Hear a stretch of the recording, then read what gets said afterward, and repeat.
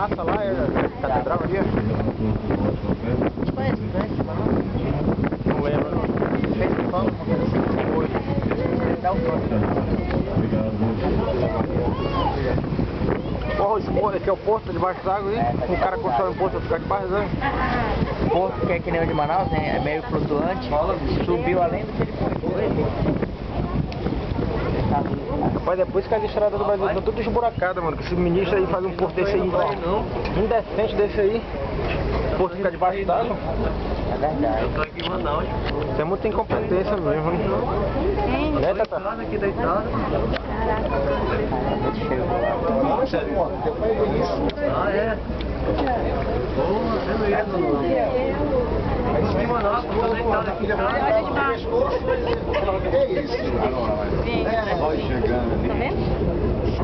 É, o Ellen disse que agora chegou. Ah, já? Esse barco veio muito rápido, né? O barco veio muito rápido. Tá. Muito rápido. Parintins, que é mais pra nós que ele não. Deve ser o próximo a chegar. Bora tomar café na praça. Café regional.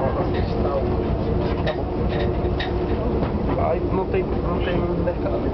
Não, tem mercado, mas estão vendendo Olha alguma como coisa. tem bonito, a cidade é mais alta, tá vendo? Você tá vendo? É porque tá alagado. O mercado tá alagado.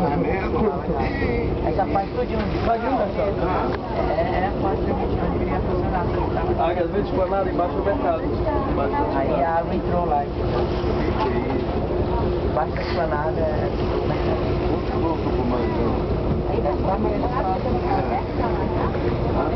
no mercado, mas a empresa... Caraca, tá alagado, né?